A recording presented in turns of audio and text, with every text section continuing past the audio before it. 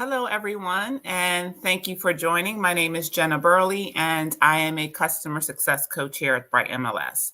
We are going to take a look at the market performance report, which provides information about average buyer activity on competitive listings within a local market. So keep in mind that this report is only available for residential listings. And the data in this report is coming from Bright MLS showings set through the schedule a showing link, automatic searches that are set, property characteristics of listings, and even some call center data. So this report provides insight on how many buyers are looking for similar properties on or in a particular market. So it's answering questions like how high is the demand of local listings as seen by showing appointments, how many buyers on average are looking at listings via automatic emails and those direct emails that are being sent, and how quickly competitive listings are going under contract in a particular market as well. One thing to keep in mind when you run this report, you should know that it's only going to give you available data if there are 3 or more competitive properties from different offices within the search criteria that you set. So let's just go ahead and take a look at a report. You'll come up to your Market tab and choose Market Performance Report.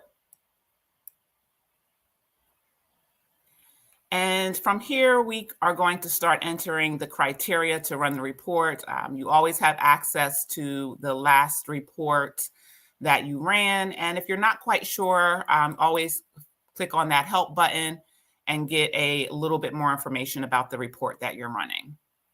So let's go back. We have to enter any criteria where there is a red asterisk. So let's look at our price range. And we can look at homes that may be going, let's say, $385 to $425. Homes with 3 or more bedrooms and 2 or more bathrooms. And then, of course, you do want to make sure, even though there's no asterisk here, that you filter by the structure type. So I'm just going to choose a couple of different types of homes, just so I'm sure I'm going to get some data. And if you'd like, you can also filter by ownership interest as well. I'm going to go ahead and leave that blank for now. So down here for the geographic area, you can search by radius. So X amount of miles from an MLS number or address or zip. You have the option to search by area, that MLS area. You can search by school district, and you can search by just the zip itself. So I'm just going to come back to the radius, and I'm going to look for homes within 3 miles of this address. Type in your address and make sure you're typing in the full address.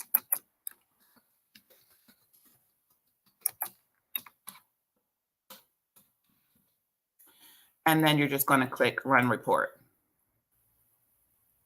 Let's make sure that address is in there. Run report. You're going to get a notification that it's going to open up in a new window, which is fine.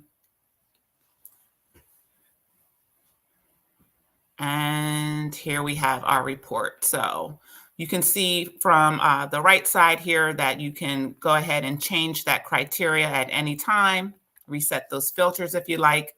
But what we're taking a look at is, first of all, the competitive market. So here's the criteria that we set and what's going on in the market currently today.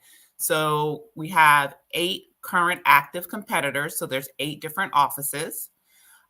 3 properties have been on the market for less than 45 days. 3 have been on the market for less than 90 days. And we have 2 that have been on the market for more than 90. We can also look at that competitive market activity within the last month.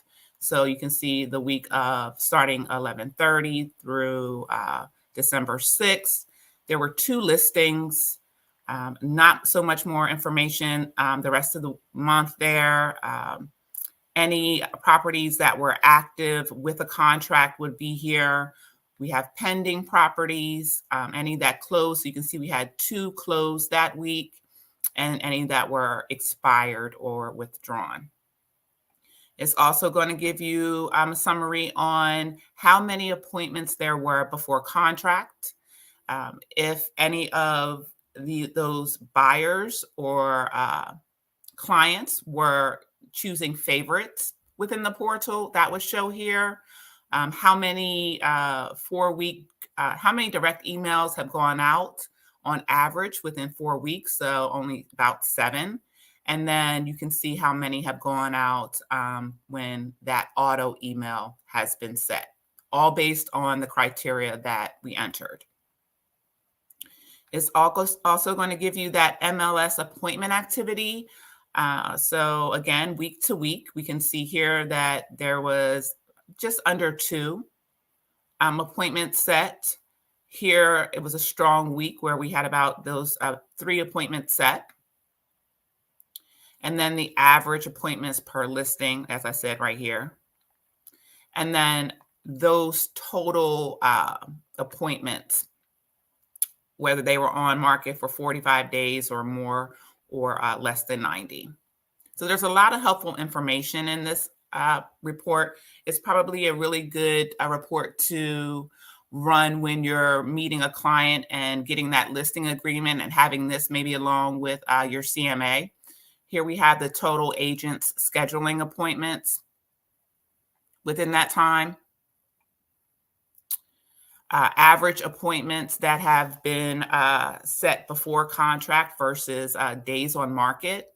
So this, again, is giving you a really clear idea about the activity in that particular market for your client.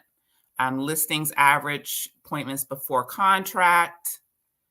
Here's some portal activity. Now, you don't have to share all of this information with your clients. If there's something on this report that you don't want to share, all you have to do is click the gray box, and it will not be printed in the report.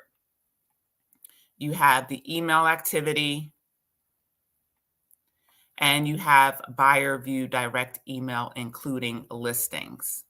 So again, you have a lot of information based off the last 30 days for any criteria that you have set for any market. Again, you have the option to print that here.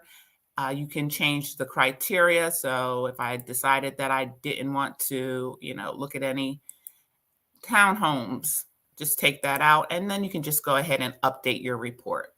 So I hope that you use this report, have it as a printout to present to your clients when you're prospecting, when you're trying to get that listing agreement. A lot of valuable information in these market reports. So thank you for joining, everyone. I hope you enjoy the rest of your holidays. Have a great one.